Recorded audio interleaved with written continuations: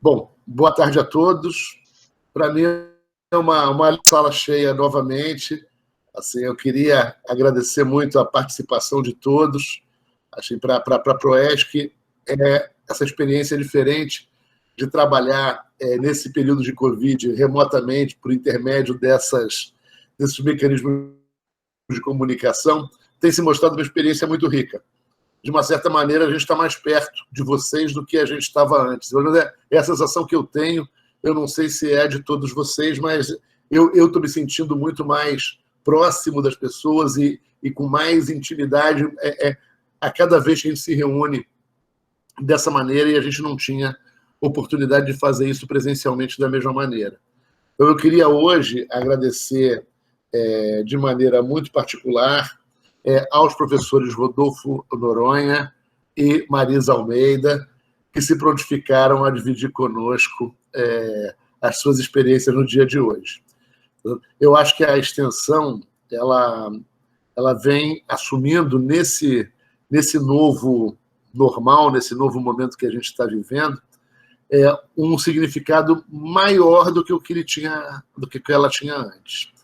Assim, as discussões que a gente tem travado sobre ensino remoto, sobre acesso das pessoas à universidade, eu acho que estão levando, pelo menos a um grupo expressivo de pessoas, a reflexão sobre meios para a universidade chegar ainda mais perto da sociedade e ser capaz de enfrentar de maneira mais ampla, de contribuir de maneira mais ampla com o enfrentamento dos desafios da sociedade brasileira. E eu acho que a extensão vira uma estrela nessa hora. Tanto a extensão por meio dos projetos que, de alguma maneira, desenvolvem atividades junto com as comunidades, quanto do ensino de extensão, que é uma maneira particular de praticarmos a extensão universitária. Então, eu não vou me alongar muito, eu acho que a gente vai ter oportunidade um pouquinho mais para frente de fazer um seminário interno sobre a extensão, o futuro da extensão na Unirio. Mas hoje não é esse o tema. Hoje a gente vai conhecer um pouquinho melhor os projetos do professor Rodolfo e da professora Marisa. Então, eu agradeço mais uma vez a todos vocês e devolvo a coordenação da sessão para o professor Fernando Porto. Professor Jorge, muito obrigado. Vou compartilhar com vocês, então, o slide de hoje, que se destina aos nossos convidados.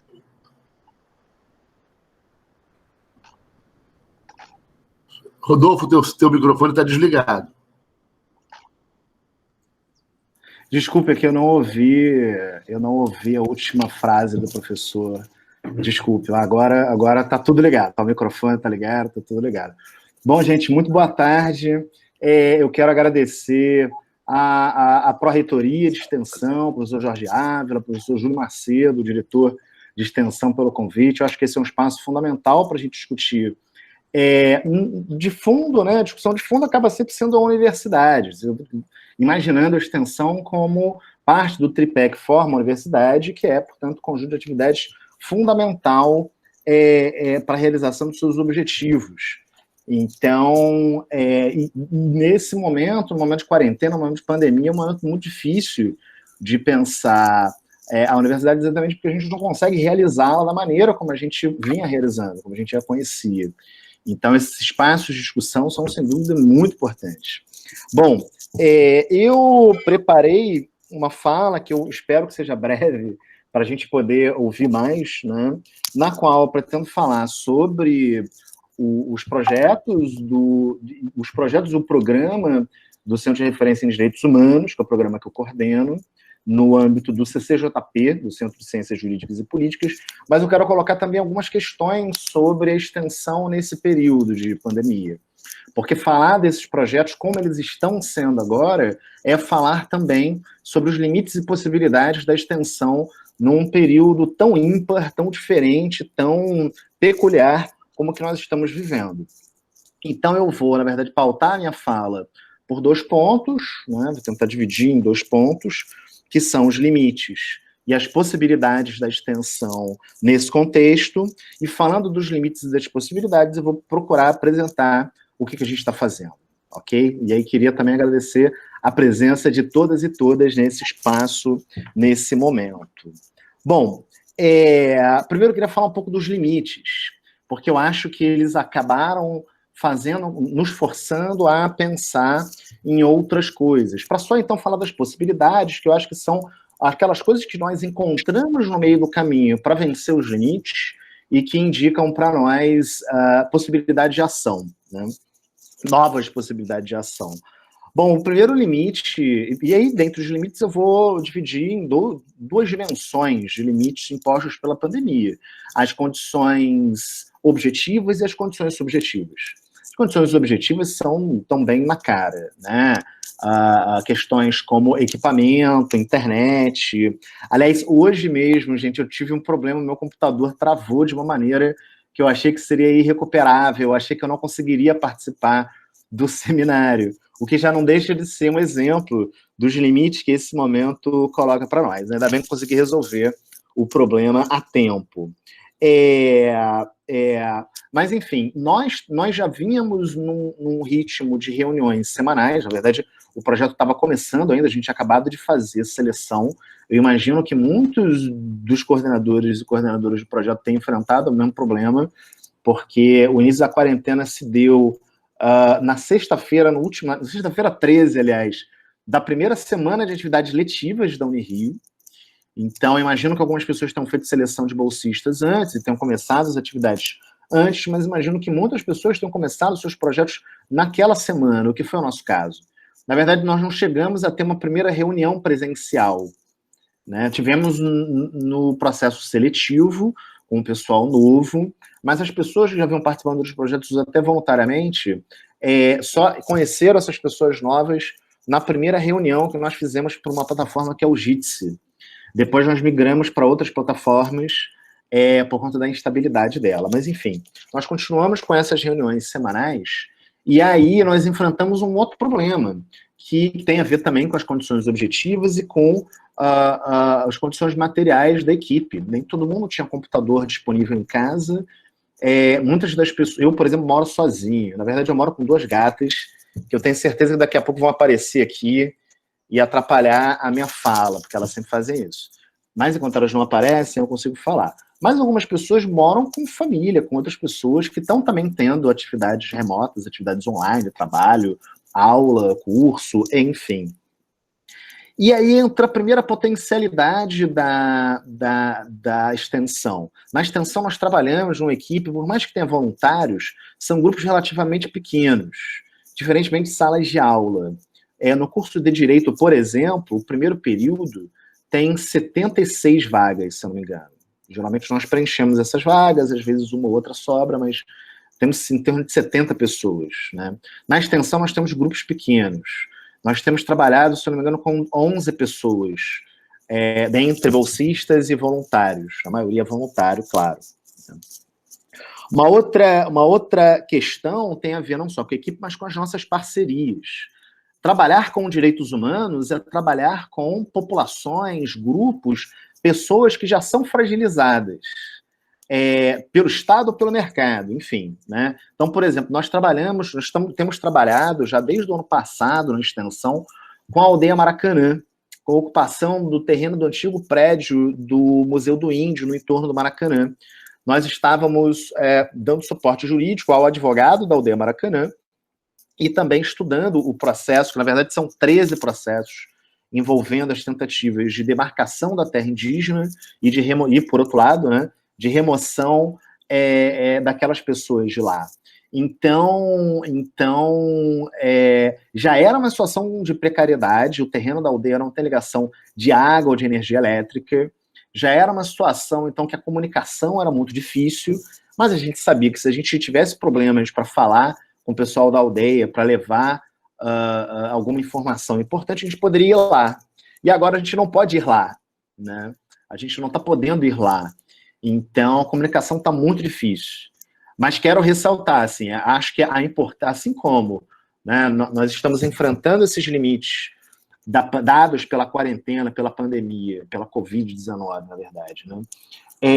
Para continuar o nosso trabalho, continuar trabalhando com esses grupos se torna ainda mais urgente, porque se eles já eram fragilizados no antigo normal, para usar, já eram fragilizados no antigo normal, nesse novo normal, para usar a expressão que o professor Jorge Ávila muito bem empregou,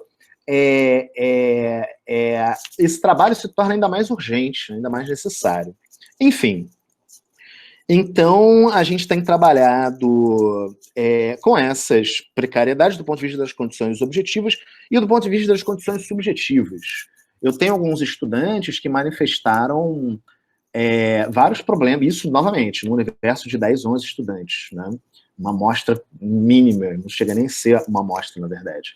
Alguns manifestaram questões de ansiedade, de tristeza, depressão, casos de Covid na família, que moram na mesma casa, e, portanto, não tem como se isolar. E aí, novamente, trabalhando com grupos pequenos, nós conseguimos individualizar a conversa com esses estudantes. Então, nem todos participam das reuniões, que ocorrem, inclusive, às quartas-feiras de manhã. Hoje de manhã fizemos a nossa reunião. Nem todos conseguem participar. Nem todos conseguem participar, por exemplo, do grupo no WhatsApp. E aí eu consigo estabelecer com esses estudantes que não conseguem entrar na regra, digamos assim, estabelecer métodos excepcionais de comunicação. Escrevo e-mail, ligo, enfim, né? Estabeleço outras maneiras de incluí-los nas tarefas. Não é a mesma experiência extensionista, não é o mesmo aprendizado produzido, mas ainda assim conseguimos envolvê-los. E agora eu quero falar um pouco do ponto de vista das possibilidades, né? Falei um pouco dos limites, falei já de algumas potencialidades que a gente foi encontrando no meio do caminho, mas eu quero falar um pouco das potencialidades, falando ainda sobre o trabalho, e aí caminhando para encerrar a minha fala. Mas a primeira coisa que eu queria dizer, no tocante às potencialidades, é que isso deu oportunidade para a gente explorar outras frentes. Por exemplo, nós, eu coordeno o Centro de Referência em Direitos Humanos, que tem na verdade 4 projetos. Vou falar mais especificamente dos 2 projetos que eu coordeno, que são o NAJUP, o Núcleo de Assessoria Jurídica Popular Amarildo de Souza, e o Projeto de Educação em Direitos Humanos e Formação Política.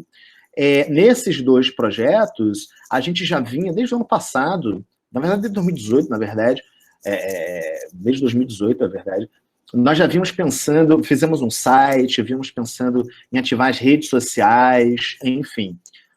O advento, digamos assim, da pandemia fez com que a gente investisse nas redes sociais e na internet de uma forma geral, de uma maneira que a gente nem imaginava, né? Então agora nós estabelecemos, primeiro, uma dinâmica de reprodução de conteúdo que tinha a ver com a educação popular, de um lado, né, e direitos humanos, e com a assessoria jurídica popular, de outro, pelo Instagram e pelo Facebook. Num primeiro momento, portanto, compartilhando informações produzidas por outras instituições. Num segundo momento, produzindo conteúdo.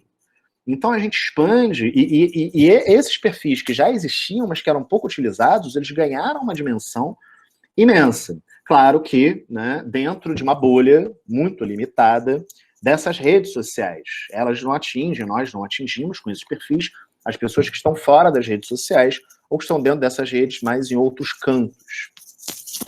Então, essa é a primeira potencialidade que eu queria ressaltar. A segunda potencialidade é a questão dos grupos. Acabei já falando quando eu falei dos limites, mas a questão dos grupos pequenos. Eu acho que, concordo com o professor Jorge Ávila, acho que em algum momento, né, mas eu espero que esse seminário contribua para o debate. Eu vi o vídeo do seminário anterior e estava pensando sobre isso, sobre a extensão nesse novo normal, né? E na nova universidade, dentro desse novo normal. Eu acho que a extensão ganha uma importância, a extensão que sempre foi, não pelas pessoas que estão aqui, sem dúvida, né? Claro que não. Mas dentro de um contexto mais amplo da universidade, ela sempre foi relegada a um segundo plano, né? Só recentemente é que a plataforma Lattes aceita o registro, só nos últimos 2, 3 anos, se eu não me engano, que aceita o registro de projetos de extensão.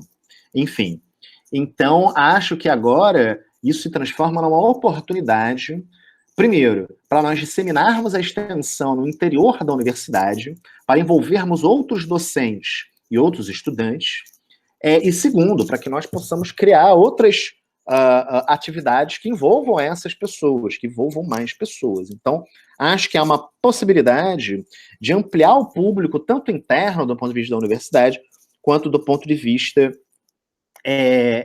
da sociedade em geral e dos nossos alvos, né, dos públicos que procuramos atingir. É um pouco esse feedback que a gente tem tido também dessa atuação nas redes sociais. Na semana que vem, inclusive, nós vamos fazer a primeira live do Najup. Abrimos um canal no YouTube e vamos fazer a primeira transmissão envolvendo temas com as quais nós estamos trabalhando.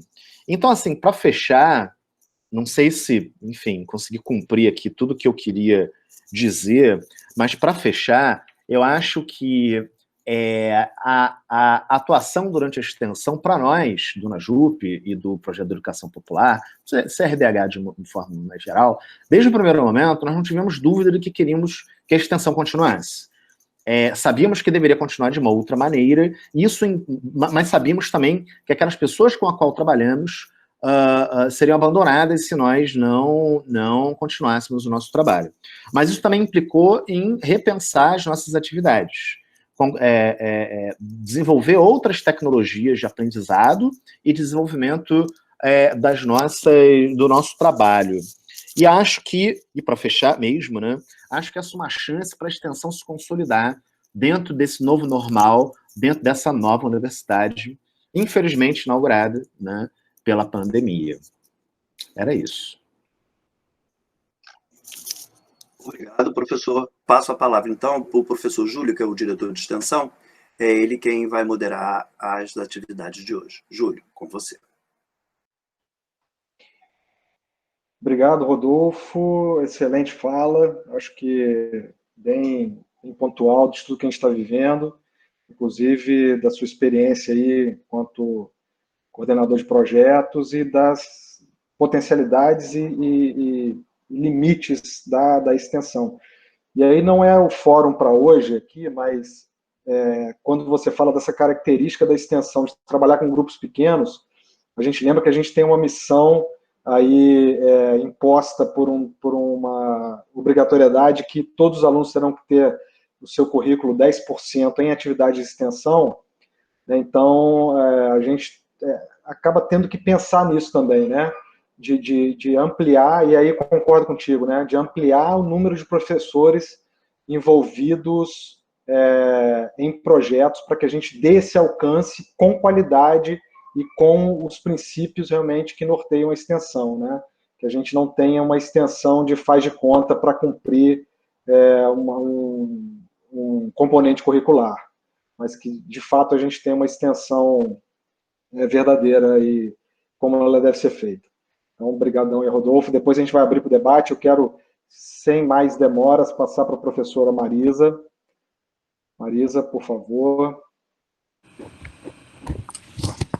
Estão me ouvindo? Ok? Sim, então, boa tarde a todos e todas. Obrigada pelo convite. Eu acho que é ótimo a gente ter a oportunidade de discutir essa questão da extensão da universidade a partir dos projetos e das áreas pelas quais a gente atua. Eu também, assim como o Rodolfo, eu moro sozinha, eu moro com 3 gatos, e aí eu fiquei muito preocupada de ficar sozinha nesse período, e eu resolvi abrigar os gatinhos aqui em lar temporário. Então, tem ainda até o final do mês, eu tenho também mais uma mãezinha com 3 bebês aqui, que vão embora no final do mês. Então, eu me tranquei no quarto para eles não interromperem, porque outro dia eu fui fazer uma apresentação e foi gato miando, querendo abrir uma porta, eu falei assim, com uma loucura. Então, achei que deixei eles dormindo na sala e vim para outro lugar. Mas, até porque eu estou sozinha, e eu acho que isso é uma realidade de muita gente, essas oportunidades da gente interagir e a gente descobrir que existem outras formas de interação social, que elas não passem, que são de interação, que elas são sociais, mas elas não passam por contato físico, né? Então, isso é pela proximidade física. Isso também é muito interessante, a gente descobrir como isso é importante na criação de novas atividades, na aproximação com as pessoas e na diminuição do distanciamento, ainda mais quando você mora numa cidade grande.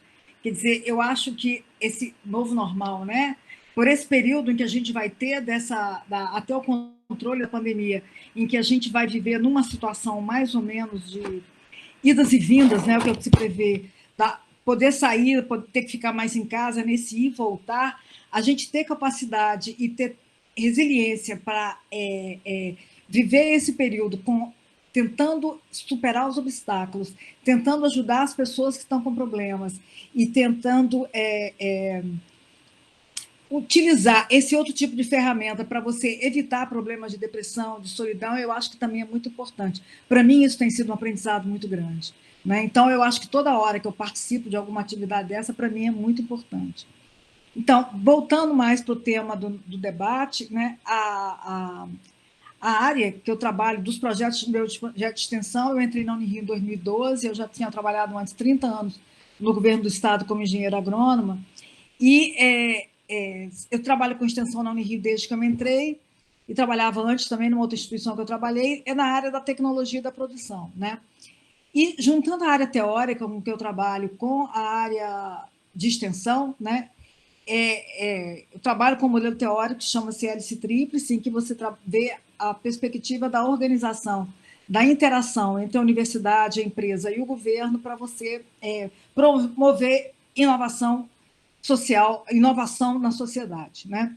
Então, dentro dessa visão, a universidade teria uma terceira missão, né? Que seria o ensino, que a gente já conhece, a pesquisa, que a gente já conhece, e uma terceira que ele fala que é o desenvolvimento econômico social, que aqui no Brasil ele tem a característica da que a gente chama de extensão.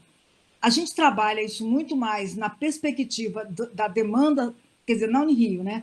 Da demanda social de você abrigar e trabalhar, desenvolver grupos sociais, apoiar grupos sociais, do que na questão do desenvolvimento econômico. E isso também, essa contribuição que a universidade pode dar para o desenvolvimento econômico, num país com as características do Brasil, ela também é importante. Ela é importante pelo lado social, pela fragilidade social de grandes grupos, pela desigualdade social, mas essa outra parte do desenvolvimento econômico, ela também é importante. Existem estudos recentes que eles falam que os países que são menos desiguais são aqueles mais inovadores, são aqueles que conseguem traduzir o conhecimento adquirido em várias instâncias em produtos, em serviços que no mercado eles são mais caros, né? Eles são com valor mais agregado. Do ponto de vista do país e da questão econômica, né, do Brasil, se você tem um estudo de um professor, não é meu, eu li, que a gente precisava vender 3 carretas, daquelas grandes que a gente vê passando na estrada, quando a gente para viajando, de minério de ferro para a gente comprar um iPhone. Ele fez esse estudo há um tempo atrás. Não sei agora como é que está o preço do ferro, e do minério de ferro, nem comparando com o preço do iPhone, se a gente precisa de mais ou menos carretas. Mas é muito desigual a nossa economia, em que você parte de produtos extrativos, né? Mesmo que você incorpore neles tecnologia, na extração do minério de ferro, você incorpora logística, você incorpora máquina, etc. E tal, mas na agricultura a mesma coisa, mas o produto dele no mercado internacional é muito baixo, o que faz que essas transações ficam extremamente complicadas e cada vez a gente tenha que extrair mais recurso natural, desmatar mais para poder aumentar a área da agricultura, desmatar mais para aumentar a extração de minério, para você poder se equilibrar num mundo onde o papel do Brasil é produzir isso, né? Então, a gente tem no Brasil 80% dos pesquisadores dentro das universidades e, no meu entender, é a partir desse pessoal que a gente pode fazer algumas coisas diferentes que criem soluções que a gente está precisando, né? Nos meus projetos, né, alguns deles eu não pude desenvolver fisicamente, mas um projeto que eu resolvi participar como voluntária, que é o projeto Mandacaru, e com isso eu estou envolvendo alguns estudantes. Eu vou até falar desse para poder ligar com a questão social, de criação de tecnologia e a questão da Covid.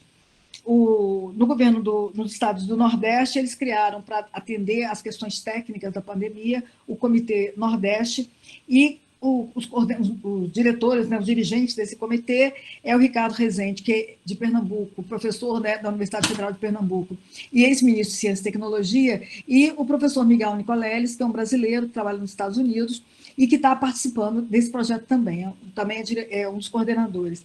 E eles resolveram criar, a parte disso, um projeto chamado Projeto Mandacaru, e fizeram um convite amplo para qualquer pesquisador da universidade, de qualquer área no Brasil, pesquisador, área de empresários, quem quisesse participar, se juntassem em alguns comitês para resolver algumas demandas técnicas que estão surgindo na questão da Covid. Então, um dos comitês, um dos subgrupos, que se chama de Interação entre Indústria, Startup, Laboratórios e Unidade de Pesquisas Locais.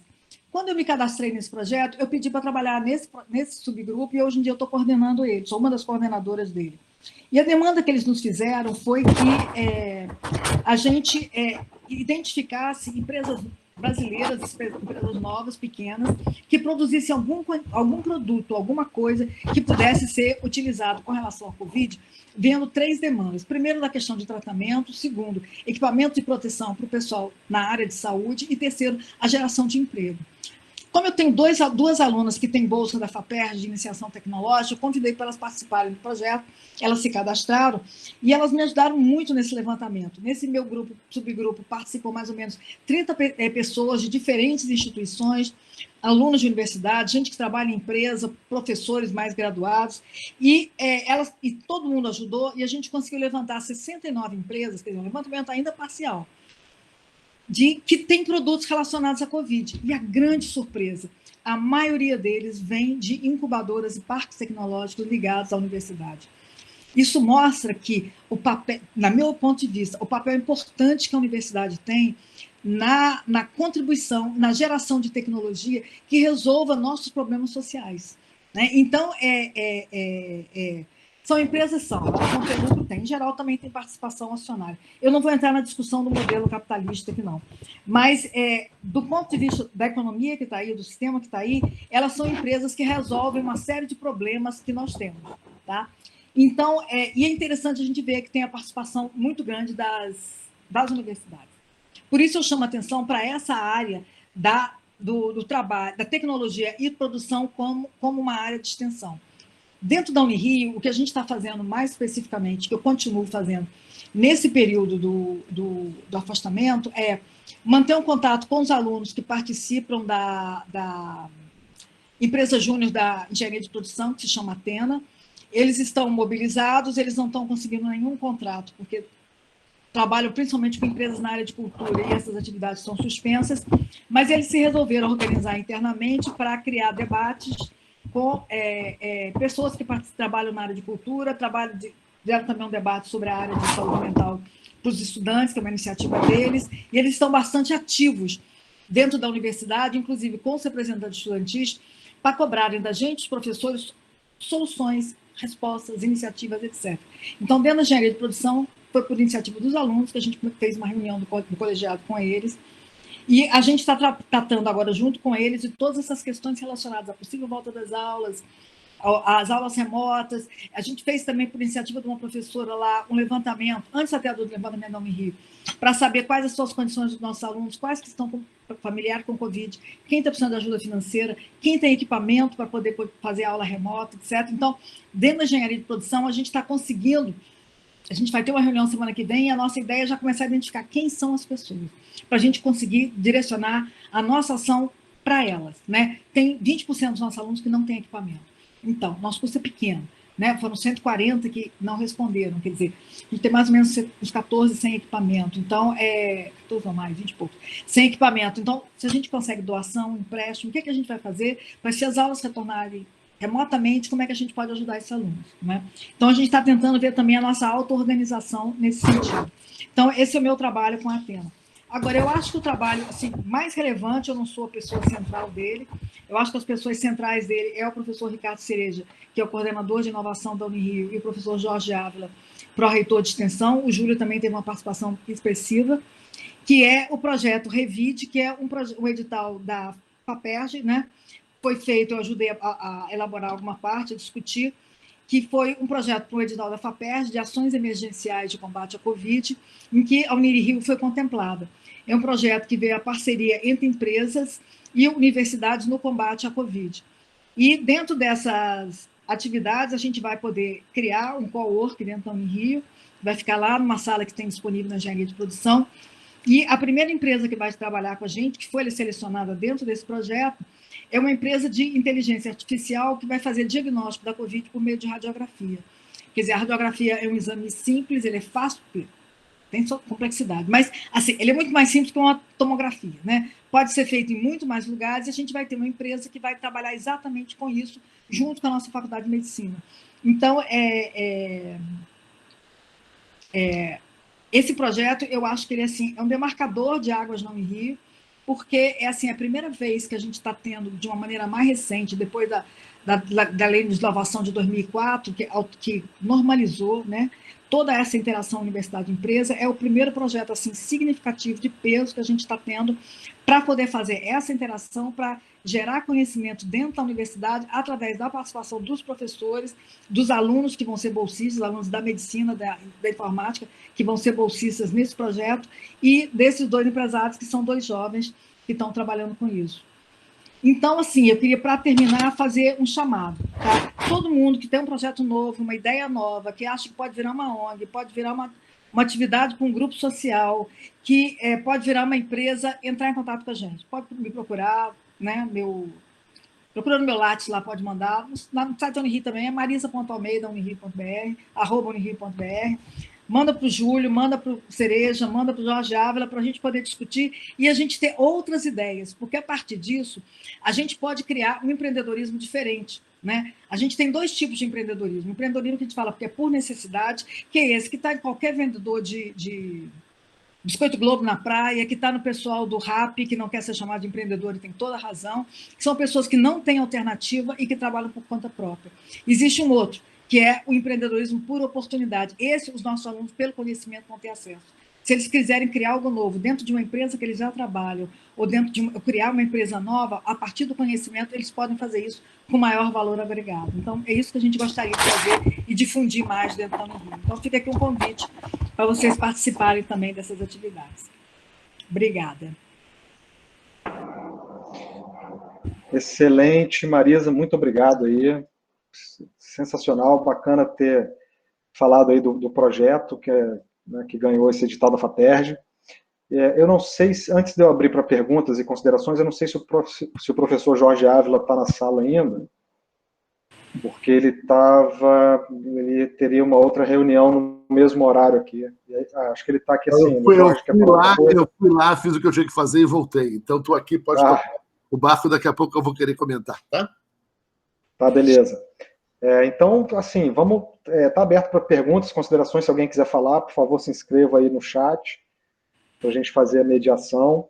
Lembrando que essas reuniões aqui, esse seminário está sendo gravado e está sendo disponibilizado no YouTube, no YouTube da Cultura e no YouTube da Proesc. Então, a gente tem aí... Depois vão ficar disponível para as discussões. Está aberto aí, gente. Quem quiser fazer alguma consideração, alguma pergunta para o Rodolfo, para a Marisa ou para a gente.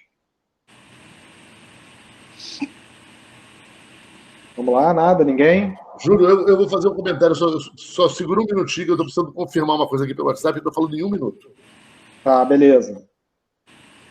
Então tá aberto o debate, se alguém quiser colocar, a gente, enquanto o Jorge faz aí a sua consulta, a gente vai tocando aqui.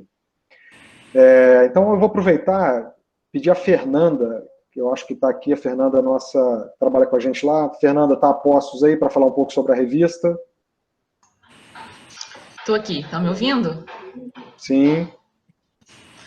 Eu queria aproveitar e deixar aqui divulgado para todos vocês e pedir a colaboração de vocês para nos ajudar a divulgar também, que a Raízes e Rumos, né, que é uma publicação da Pró-Reitoria de Extensão e Cultura, está com chamada aberta para artigos originais até o dia 22 de julho, com uma temática especial sobre Covid-19, né? O tema vai ser Extensão Universitária em Tempos de Pandemia, Reinvenções de Práticas e Enfrentamentos da Covid-19, que eu acho que tem muito a ver com o que nós estamos discutindo aqui, com o que eu tenho observado também em outras universidades, das alterações que os projetos de extensão têm tido que fazer, né, em duas perspectivas, né, de formato, né, então, ter que fazer as atividades à distância, utilizar dos meios virtuais para conseguir fazer essa mobilização junto às comunidades, e também uma alteração, muitas vezes, de escopo, né, de alterar, muitas vezes, o objeto do projeto,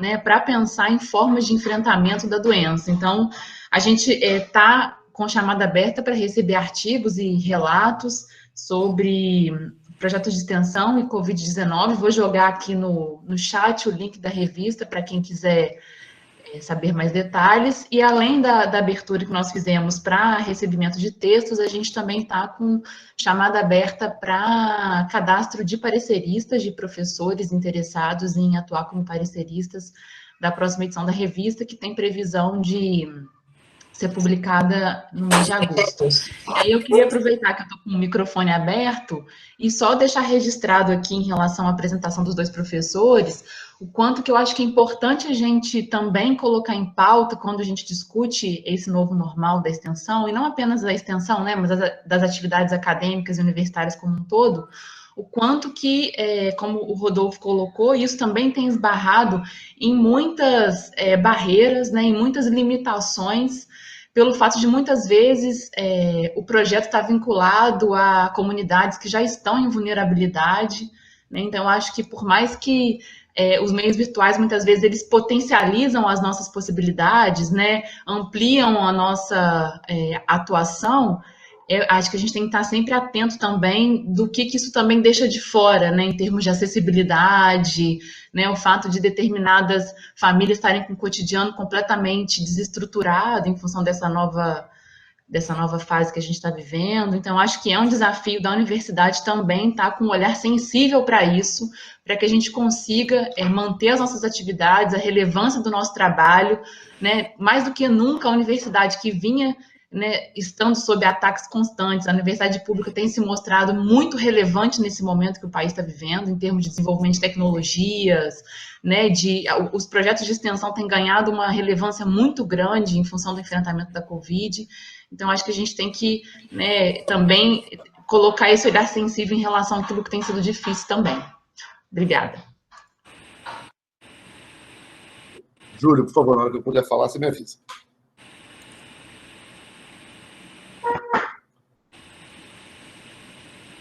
Alguém inscrito? Eu posso falar? Eu acho que o Júlio travou, Jorge. Pode falar. Obrigado, Fernando. Não, assim, eu tive que dar uma rápida saída, porque havia 2 reuniões no mesmo tempo, e uma parte do que o Rodolfo comentou. Mas aí eu pedi uma cola para o Júlio e para o Fernando. Vocês estão me ouvindo? Assim, eu acho que, na verdade, assim, pelo que eu entendi, o que o Rodolfo falou converge bastante para o que a Marisa falou e para o que a gente vem falando nessa sessão. Ou seja, o aumento da importância da extensão, da possibilidade que a gente tem de fazer do sistema de extensão, na verdade, ainda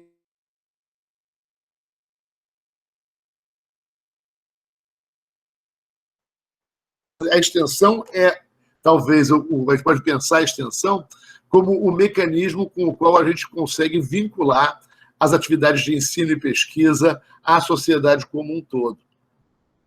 Assim, eu acho que a gente tem tido, sim, sempre, na história da extensão na Universidade Pública Brasileira, um olhar privilegiado sobre a desigualdade, sobre a parcela da sociedade que vive em condição de fragilidade econômica.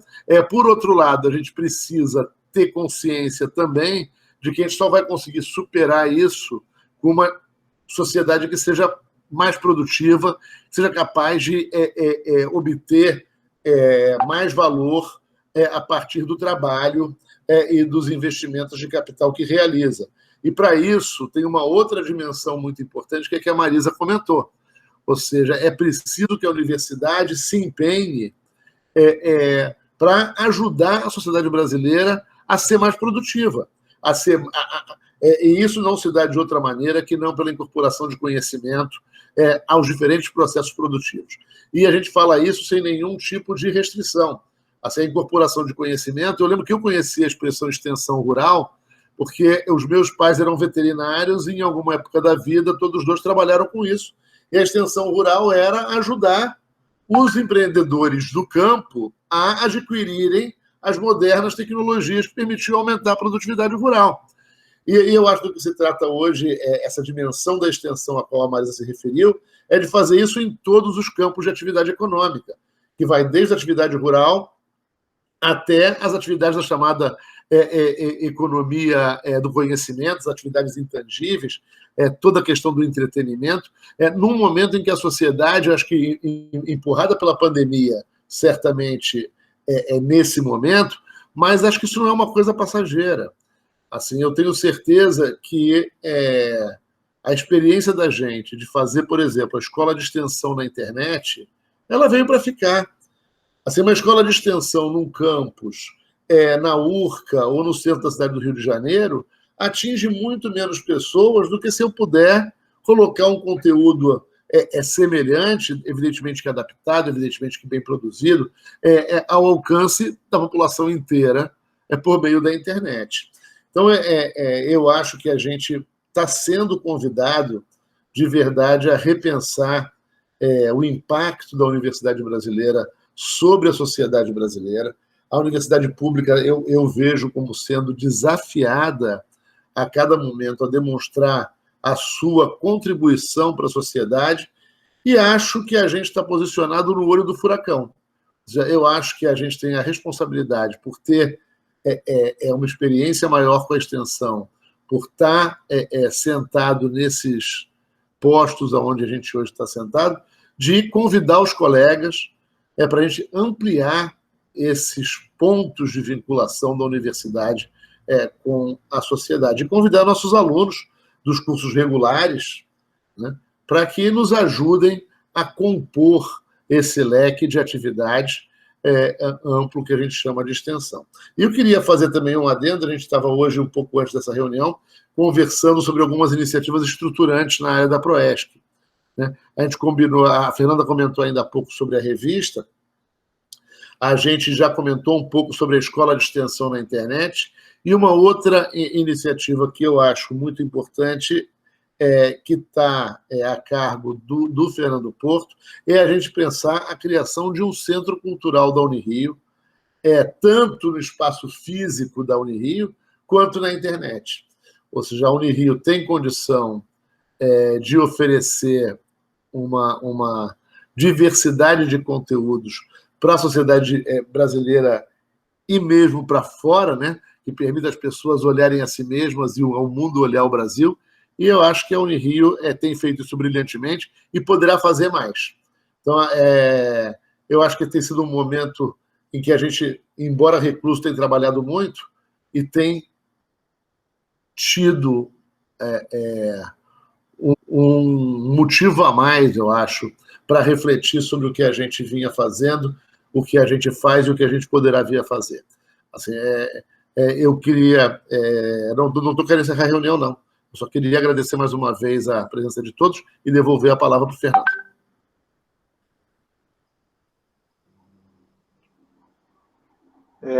A gente tem aí uma pergunta, né, do Vinícius. Ele está perguntando sobre a participação estudantil nos projetos de extensão nesse período. Acho que a fala eu não sei se ele entrou depois, a fala do Rodolfo, mas a fala do Rodolfo foi exatamente em cima disso, né, limitações e potencialidades da extensão. E o Rodolfo falou um pouco aí sobre a questão dos discentes, dessa relação. Se quiser falar um pouco novamente, Rodolfo. Posso falar, claro. Lembro de dizer que, pois tá vendo, nesse inteirinho minhas gatas invadiram aqui, inclusive estão, no momento, brigando.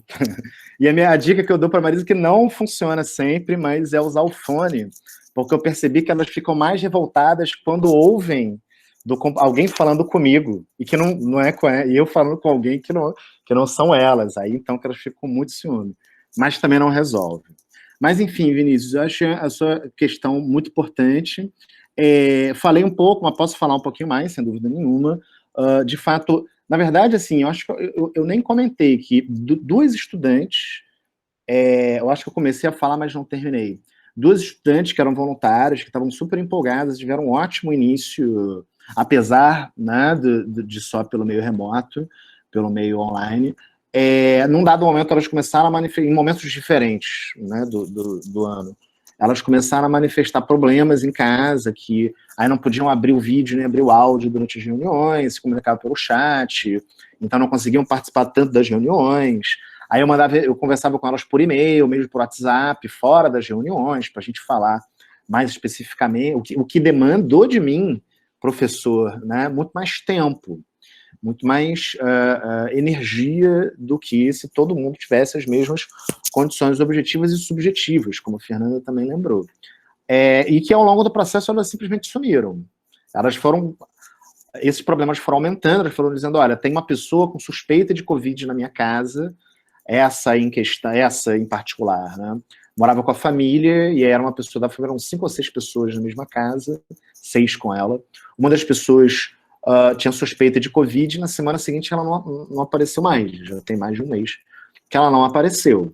Então, assim, acho que o projeto poderia ter um outro tamanho, além dessas 2 pessoas, e teve uma outra também que foi desaparecendo ao longo do ano. Tinha umas 2 pessoas que participaram da entrevista de seleção que queriam ser voluntárias, mas que não chegaram a participar nem de uma reunião. Então, assim, acho que esse pequeno universo, que eu estou falando de 10 a 15 pessoas, né? Não chega a ser uma amostra, mas nesse pequeno universo nós já encontramos muitos problemas, que colocam para nós, professores, desafios no sentido de tentar fazer ali um atendimento, né? Estabelecer uma relação de ensino-aprendizado mais individualizada, que novamente isso é possível porque são grupos pequenos.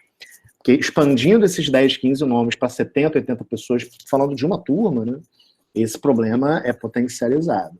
Agora, sem dúvida, temos tido esses problemas, temos tido essa evasão, e também o processo de ensino-aprendizado ele acaba sendo modificado.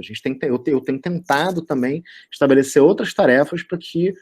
porque a extensão ela tem essa característica, né? Ela é, como alguém disse aqui no chat, não lembro agora quem, uma espécie de prestação de contas para a sociedade, porque é nela em que nós, professores, estudantes, empenhamos os conhecimentos produzidos e desenvolvidos na universidade diretamente para a sociedade, né? É para fora da universidade, é uma das marcas da extensão, o que significa que o momento atual impõe novas maneiras da gente colocar isso para fora também. Agora, ele é também um movimento para dentro, no sentido de que nós temos a responsabilidade de formação de estudantes na extensão, né? Sendo assim, ele impõe a nós, coordenadores de projetos e programas de extensão, a obrigatoriedade de olhar também para os estudantes. E aí, agora, para fechar essa resposta, né, eu tinha mais coisas escritas, mas a minha gata não está me deixando ver. Isso coloca para nós e para os estudantes problemas, alguns dos quais são insuperáveis.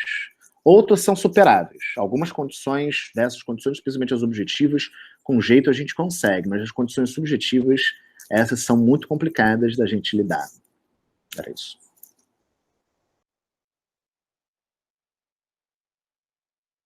Marisa, quer falar um pouco sobre essa relação com os alunos aí, nesse período, no projeto?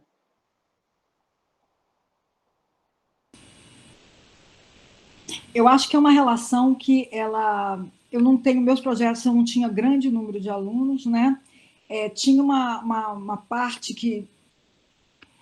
grande de alunos que me procuram atrás de bolsa, atrás dessas coisas, mas eu depois de um tempo eu resolvi dar uma limitada nisso, porque eu não estava dando conta de tudo, né? Depois que eles instituíram aquele projeto que a gente tem que fazer no IPADOC, né, RADOC, aquele relatório, projeto e relatório, eu descobri que eu não conseguia enfiar minha vida em 40 horas. Aí eu descobri que eu trabalhava 60, quase 70. Aí eu resolvi fazer o esforço de trabalhar pelo menos 55, tá entendendo?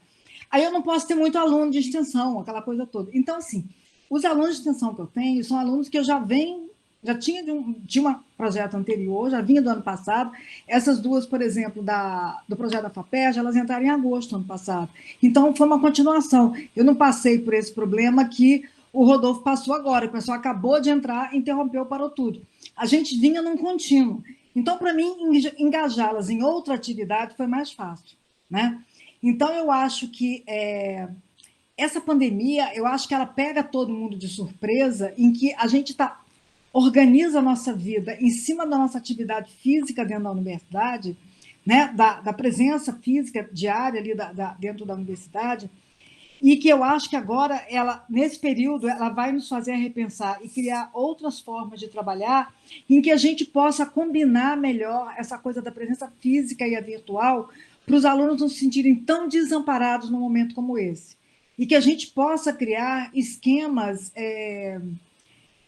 mais, como é que se fala? Não sei se acolhedores, ou que a gente possa trabalhar melhor essas dificuldades que cada um participa, né? Eu trabalho num outro projeto que é de cooperativismo, que é de uma emenda parlamentar. Eu tenho lá 2 alunos bolsistas, e uma coisa que eu descobri logo no início do projeto, que eles tinham acabado de ser contratados, foi em março, eles não tinham computador. Como é que eles iam trabalhar remotamente? Antigamente eu contava com um laboratório que a gente tem lá na Unirio, que é um laboratório de uso misto. A gente pode até às 4 horas trabalhar extensão ou pesquisa, e a partir das 4 é de aula. Bem, eu estou pedindo um projeto para alugar um computador para eles enquanto isso, mas eles têm tido muita dificuldade, né? Tem uma pessoa que trabalha no computador do irmão, outro só trabalha de noite, porque o irmão tem um computador em casa, um irmão estuda no colégio, então ele está direto o dia inteiro no computador. Depois das 6 horas, quando ele termina a aula, é que a minha aluna pode trabalhar, né? Então, eu acho que muitas vezes você tem que dar mais tempo na atividade, né? Eles não vão fazer com a presteza que faziam antes, eles vão fazer muito mais rápido. E eu acho que você tem que também conversar muito mais do que a gente conversava antes, né? Esse sentido das pessoas não abandonarem, não deixarem pelas dificuldades que elas estão tendo, né? Então, eu acho que a gente acaba tendo essa parte do suporte, acaba sendo muito maior do que normalmente a gente faz durante o ano, né? Mas ela é também necessária para a gente poder manter as pessoas no projeto, né? Excelente, Marisa. A gente não tem mais nenhuma pergunta ou colocação aqui no chat. Eu queria aproveitar esse tempo agora para a gente já encaminhar a finalização, finalizar aqui o nosso seminário.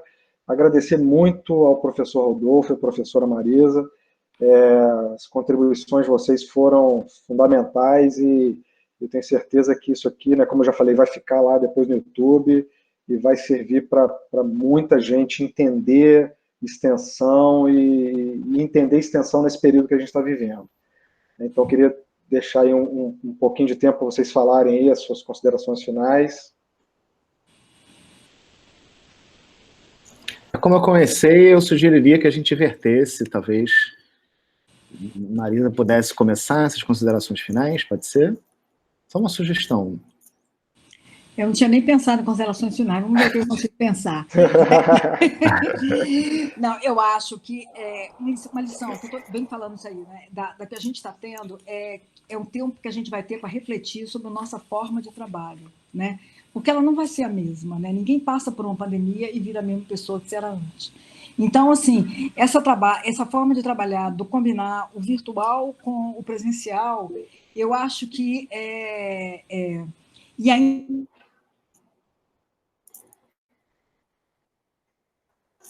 da curricularização, né? A gente tem uma dificuldade muito grande, por exemplo, na engenharia de produção, que é um curso noturno, para os alunos cumprirem as horas de extensão, porque eles trabalham durante o dia, grande parte trabalha de um dia e vai à noite para a universidade. Quer dizer, que hora que esse aluno tem reservado para atividade de extensão, né? Então, que tipo de atividade que a gente vai poder criar? E eu acho que a gente vai ter que, nesses seminários que vocês estão pensando, o Júlio, que o Jorge também falou antes, sobre a questão da extensão, eu acho que a gente tem que pensar sobre esse tipo de aluno, né? Esse tipo de situação que nós vamos ter que resolver. Que tipo de projeto é esse que nós vamos ter que criar, né? Grande parte dos nossos alunos, eles trabalham em determinadas comunidades, eles moram perto de locais carentes. Quer dizer, o que a gente pode fazer para essas pessoas desenvolverem a partir de onde eles estão, não a partir dos nossos contatos ou das nossas relações, né? Eu acho que isso talvez ajudasse a gente a inverter essa demanda, né? Quer dizer, no lugar que você mora, quais são as demandas que tem? Talvez fosse essa uma pergunta que a gente possa fazer para os nossos alunos, né? E a partir daí a gente pudesse criar os nossos ter uma hora que a gente passasse, desse uma analisada, desse uma estudada, inclusive de uma maneira interdisciplinar, porque às vezes é uma demanda que o lugar tem, em que é o pessoal da produção, com o pessoal da biblioteconomia, com o pessoal da educação, com o do direito, que para resolver a gente vai ter que criar uns projetos de extensão mais integradores, e que de uma pergunta diferente. Você que está em algum lugar, que pergunta que o pessoal que mora perto de você, um grupo que você conhece, tem. Porque talvez seja mais fácil a gente estender esse trabalho e a gente criar oportunidades para as pessoas fazerem, cumprirem a carga horária de extensão sem grande deslocamento, sem grandes dificuldades de execução, né? De uma maneira mais integrada ao cotidiano delas. Eu acho que isso é um aprendizado também de cidadania. Porque, assim, é a partir de onde eu moro, que problemas que eu tenho, que eu, como cidadã, tenho que olhar o mundo e tentar contribuir. Então, eu acho que se a gente tentar inverter um pouco isso nos nossos projetos de extensão, pode nos ajudar também nesse outro ponto de vista, né, de construir uma sociedade mais participativa, com pessoas como cidadãos mais atuantes, né, e cobrando lá o que tiver que ser cobrado, o que tiver que ser feito, mas mais atuante, tem que fazer perguntas, tem que cobrar, tem que agir também, né? A gente não só cobra, a gente tem que agir. Tem um problema, o que eu posso fazer? Qual que é a minha parte nesse problema? Né? A gente, às vezes, pode ajudar em algumas pequenas coisas. Era isso que eu queria falar, assim, como consideração final, para a gente refletir sobre o impacto da pandemia na nossa vida, no nosso modo de trabalhar, que mudou muito, e como é que a gente pode trabalhar diferente daqui para frente. Isso aí. Maravilhoso. Oportunidade, né? Maravilhoso, Marisa. Eu sempre vou te pegar de surpresa, porque a sua contribuição agora de improviso foi fantástica. Ótimo. Vamos lá, Rodolfo. Gente, primeiro de tudo, muito obrigado aí, Júlio, mas também o professor Jorge, o professor Fernando, o pessoal da equipe da Proesc também, sempre muito ativa, por organizar esse seminário, né? E aí pegar o final da fala da professora Marisa, que concorda com o Júlio, foi, né? Não pareceu de supetão, foi ótimo. Talvez isso ajude, às vezes a gente já pega assim.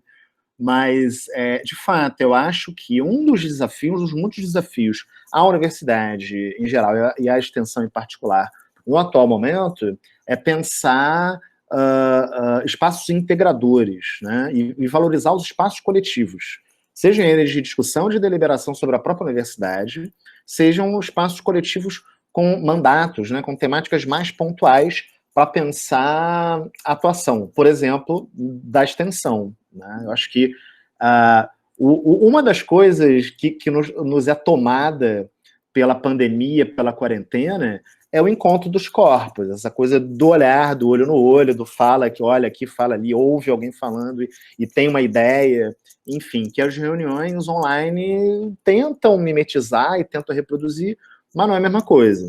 Mas é o que a gente tem, então eu acho que a gente tem mais encontros entre quem está fazendo extensão, no nosso caso aqui, né? Ou seja, potencializar a Câmara de Extensão, eu acho que pode ser fundamental nesse momento. Para fechar, eu só queria dizer uma coisa, assim, pensando muito também no que a Fernanda falou no momento dela, né? A universidade não parou. A Unirio não parou na pandemia, né? Acho que isso tem que ficar bem marcado. A gente não parou. Eu tenho trabalhado como nunca. Tenho trabalhado loucamente. Não estou em sala de aula, né? Nem em ambiente virtual, nem em ambiente presencial, pela impossibilidade de ambos. Mas eu não parei. Como professor universitário, eu não parei. Tenho trabalhado pra caramba. Meus estudantes também têm trabalhado pra caramba mesmo, né? Não tendo a dimensão do ensino. Eu acho que com limites, com problema, assim como a Pró-Reitoria de Extensão e Cultura não pararam. Estão aí ativamente desenvolvendo várias tarefas importantíssimas na construção da universidade. Enfim, então, agora, isso nos obriga a pensar, então, o que significa ser universidade, produzir conhecimento, tocar um processo de ensino-aprendizado num momento, estou vendo que tem gente concordando comigo, né? Trabalhando como nunca, em condições que não eram as mesmas, né? Que não eram as mesmas. Desde o início dessa história, eu tenho dito que o negócio de home office, o problema é quando você não sabe onde termina o home e começa o office, e vice-versa, né? Então é isso, eu trabalho com gato, trabalho com filho, quem tem filho, com mãe, com pai, com irmão, com esposa, enfim. Mas no mais, pessoal, mais uma vez, muito obrigado pela oportunidade da gente fazer essa discussão importantíssima. contem comigo sempre para fazer. E é isso, muito obrigado. Parabéns aí pelo seminário, viu, Júlio e pessoal? Parabéns. Obrigado, gente, muito obrigado. Eu quero aproveitar, antes de finalizar, passar a palavra para o Fernando, que vai fazer um convite de uma atividade cultural, e o professor Jorge para fazer o encerramento, se ele estiver ouvindo a gente aí. Obrigado, Júlio. Rapidamente convidar a todos para... Vou só compartilhar a tela para ficar mais rápido. Levarei... Para quem não sabe, hoje nós teremos o Arraiá Virtual da Cultura Unirio. Ele já vai aparecer em tela. E isso já está na tela. Conto com a presença de vocês. Vai ser transmitido pelo canal YouTube da Cultura e no Facebook da Cultura. Sintam-se todos convidados. Muito obrigado. Parabéns aos palestrantes de hoje. E vamos em frente, porque tem mais trabalho. Agora sim, só para encerrar, muito obrigado a todos pela presença e até semana que vem, né? É isso, Fernando? Semana que vem, qual é o tema? Júlio, você está com a listagem aí, por favor? Estou aqui. Semana que vem é Educação e Comunicação, com o professor Marcelo Rainha, da Matemática, falando sobre educação, e comunicação com a professora Camila Moraes, do Turismo, que tem um projeto muito interessante nas favelas aí. Bacana. Então, semana que vem nos vemos novamente.